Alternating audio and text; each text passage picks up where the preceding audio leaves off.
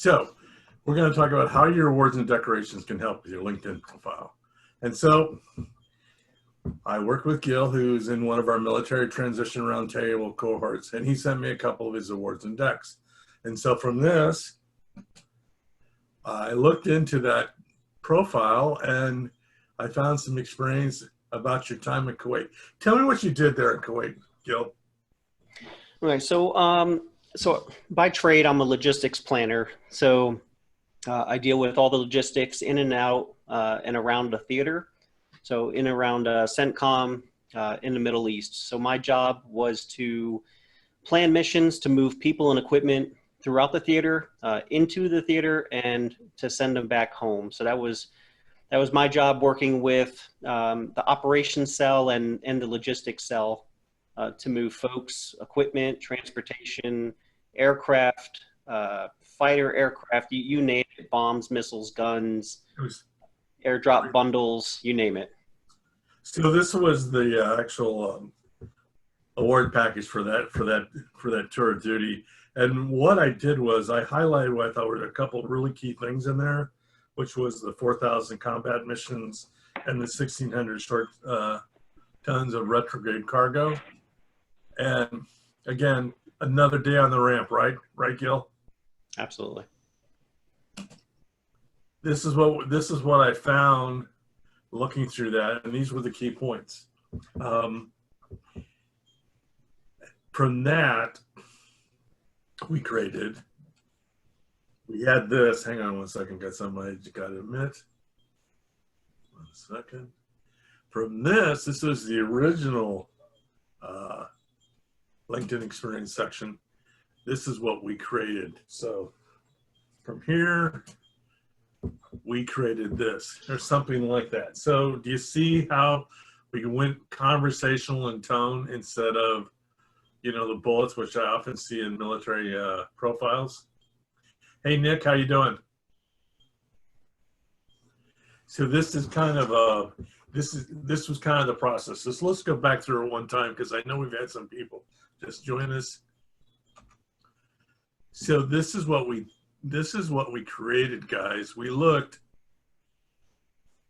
at Gil's award package. We found a couple key points to put into his experience profile. We went like this. Let me get back to this. And from there, we created these major bullet points, which is what most people would do. And then what he originally had was this. And now I believe you have something like this, right, Gil? Yep. That's where we moved to. Yeah. And I moved to. Okay. So this is another assignment you had before. You were in the middle of somewhere in Kuwait, right? Or Qatar? This was my prior career, when I used to load aircraft weapons and gun systems and gravity weapons. So this is what we had from your awards package. I found these lovely photos of a guy loading F-16 armaments. And this is what we came, whoops, excuse me, went too fast. This is what we came up with. This is what I had from you. And from there, we had these key points, right? Right. And then after we talked on the phone, this is what we created for the experience section. Now, a couple things. One of the things I think most military guys have a real problem with is attribution. And here's where we added the attribution. From here, this is attribution. Do you see what I'm saying, guys? My commanders and supervisors will tell you that before my arrival, that this section was not meeting its operational objectives. They would add, when I took over this section and teaching others the importance of attention to detail and working together in a highly motivated team that found ways to improve our mission capability. Again, military guys don't always understand the attribution. That's when you let your bosses and supervisors say, yes, this is stuff that Gil did, but it has attribution. So if you look at it from the eyes of a non-military person, go, oh, okay. It tells its story in a way that's very clear. Okay, we're moving on to another friend of mine, and this is Brodin. Um, Brandon was also stationed somewhere in an exotic port of call. This was his awards and decks. Here were the key takeaways.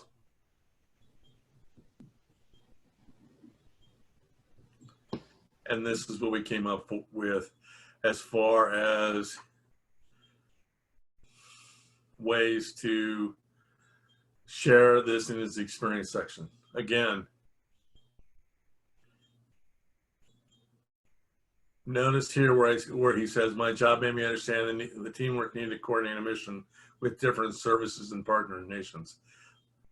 What that's inferring is teamwork. So that's everything in the presentation. If you would like me to look at your LinkedIn sections, I would be happy to do that, answer any questions. I saw Niall come in, so I already picked on you, Niall. What do you think would be some key points in the experience section? You asking me? I'm asking you.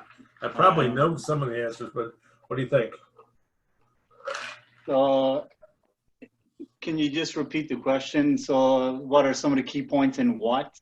What were some of the key highlights of your tour as a director of unmanned aviation operations? So I mean, basically it was overseeing all manned aviation, rotary wing assets, and unmanned aircraft systems under U.S. forces, Afghanistan, and under NATO. So required just a lot of battlefield circulation, going around checking some of the contractor sites, making sure they were following published guidance.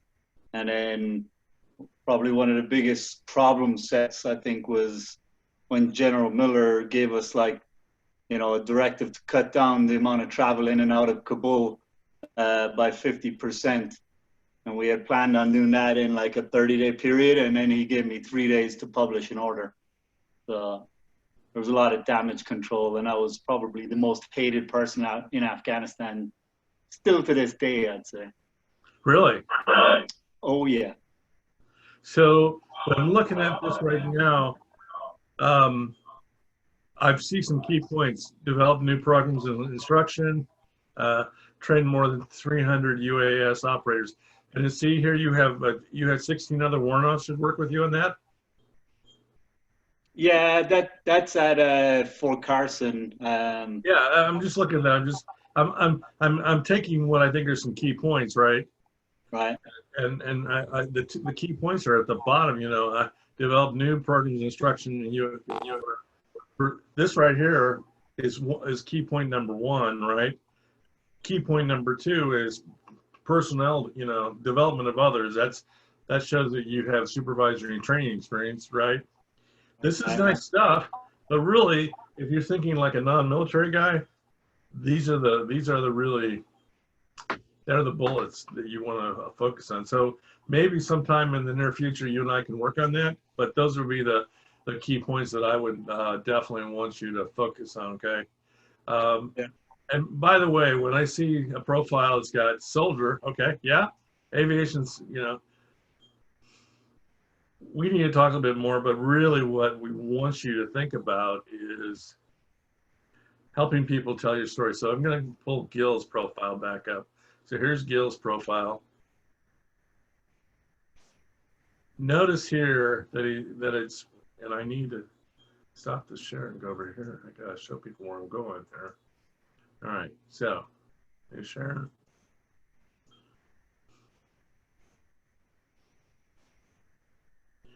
Here's Gil. After I worked with Gil on a couple of things, notice where Gil takes his information there, where it says, I lead a multifaceted team responsible for 620 mobilization for 7. Okay, that's pretty clear. Very concise, right? Here's his position before, highly focused of 12 deployment operations management. Again, team I. We want to get away from the bullet statements. Does anybody want me to take a look at their profile? I'm going to pick on you, Nick, because I know you, Nick. Can I do that, Nick? And Shauna raised her hand. Okay, Shauna, I'm going to unmute you. Do you have you sent me a link to your profile? Yeah. No, I haven't, but I can. Would you do that real quick while I pull up Nick's real quick? Okay. Please, just send it to me on the chat. Okay, Nick. Yep. Hey Matt, this is Chris. You're more than welcome to take a look at mine as well. Chris, send me a link to your profile, please. Okay. Just put it on. Just copy and paste from the.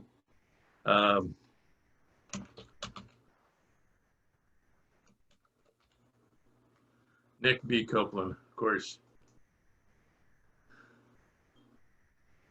All right, Nick. Again, look, Nick is getting that. He's done a really good job here.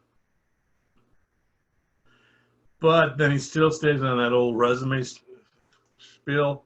Nick, can I get you to tonight or in the next couple of days say I assisted in the emergency response to multiple natural disasters? Okay, that is the only thing I would change. Okay,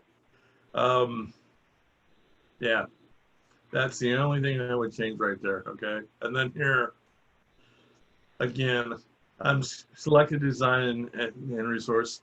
And lead a team to maintain and train facilities for over 10,000 people during COVID. Okay, that's impressive. But I would put I and my team was selected. You see what I'm saying? Okay. Okay. That's the part that I would use. Okay. I see Christopher Starnes has put his in there. Christopher, you are next, sir. And guys, tonight we're just focusing on the experience section. I do have some other workshops I'll be doing in the future. And of course, if you would like, I'm happy to give you a 20-minute, coaching session. All right, so Christopher Starnes. All right. Okay, Chris. All right.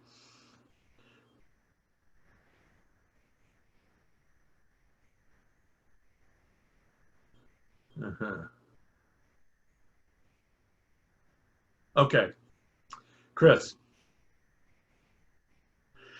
how many people work for you? So directly 40, but So- I have the influence of 630. So you have a team of 40. You serve as the operations manager of an organization that's responsible for advising the WNO timely execution of those. Okay, my team is responsible for 40 or more is responsible for the operation, synchronization of information and movement between our headquarters. Again, use the noun, my friend. I know this comes right out of all military stuff where you want to write the old, performance report, and by putting a noun in there is not good, but in LinkedIn syntax, it's very perfect. And again, we go back to Gil, and I will send you some the slides so you can look at it. You want to write in that kind of first person, this is what I've done, this is what I did in this organization. Okay, so the key things that run out to me is tactical operations, and I would get something in there to talk about your commanders. Like, my commanders will tell you that I've done this and that my troops perform at the highest level or something along those lines. Okay, now, any questions? Nope, I got it. Thank you. Helpful? Good. Yes, sir. Hey Matt, Yes, Gil? can I just add a comment? So I'm not Army, and I don't really know what some of this stuff means. And it's very well written. But if somebody outside the military, outside the Army, doesn't know what this stuff means, it's not going to help you. So I would put it in layman's terms and really try to civilianize what it means: a tactical operations center, maybe an emergency operations center, or something you really need to relate it to what the civilian terms are for whatever you're doing.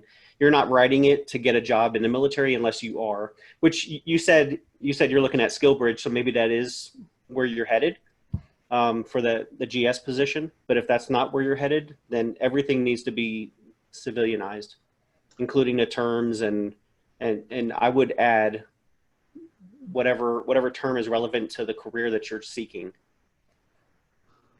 So same thing Okay. for Nick for Nick Copeland for the project management piece. I know for me, I used project management terms when I'm talking in there of basically for me, the first section is what I did, what I was responsible for. And then in the role is what I accomplished.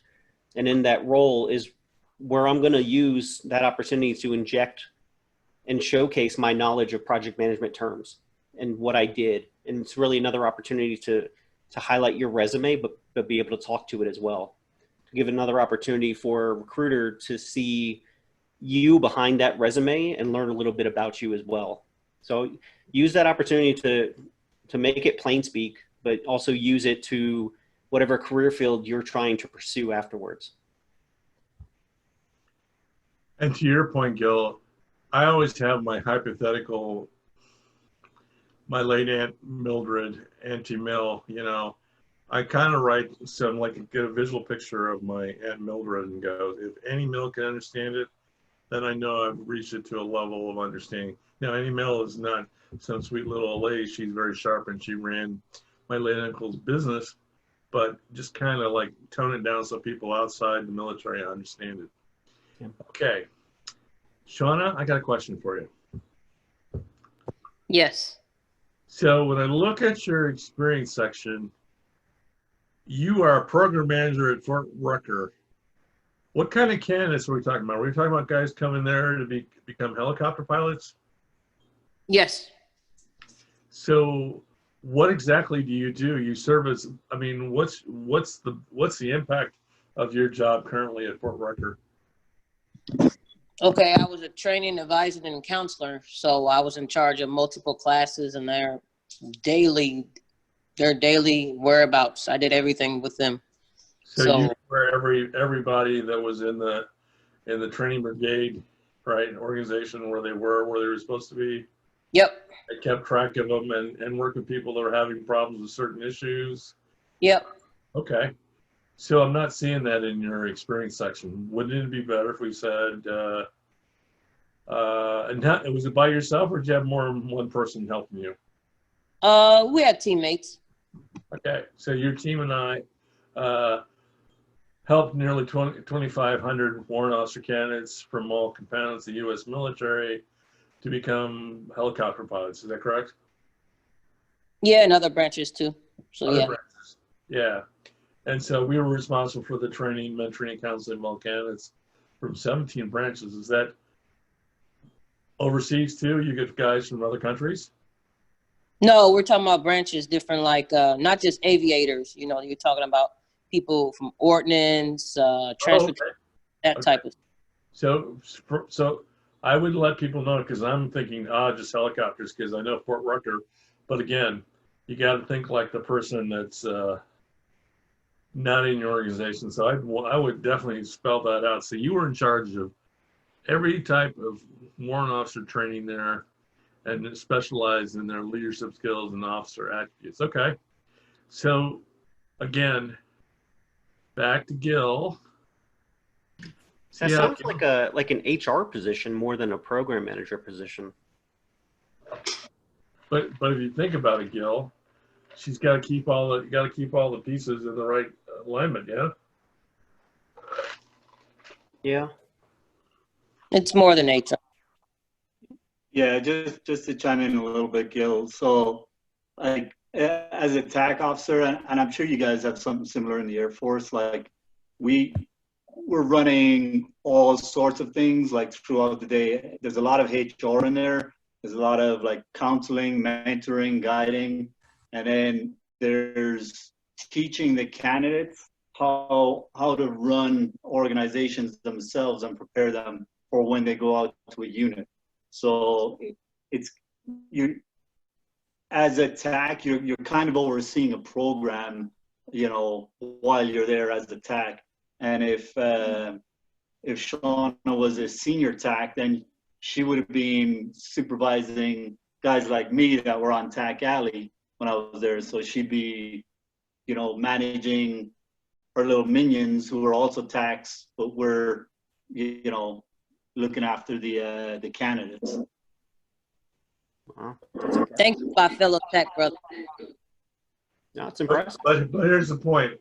Until Niles jumped in there, I was still a little confused. Okay, and basically what I'm seeing with yours, and again, I showed Gil's real quick, but back to this. All right, now probably a little more embellishment about, you know, from helicopter candidates to people that work in ordnance to other fields. You know, we were responsible for 17 different specialties, or 67 more officer specialties and leadership. Okay, so get away from the resume style into what Gil has here. Again, I'm going to pull you up again, Gil. See, I lead a highly functioning team. All right.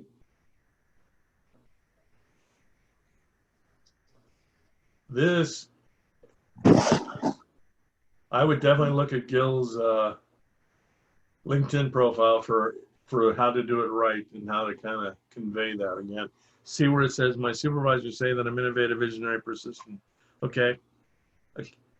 Rather than him saying that, he's got somebody that'll attest to that. That's the attribution part that you need when you are writing an experience section.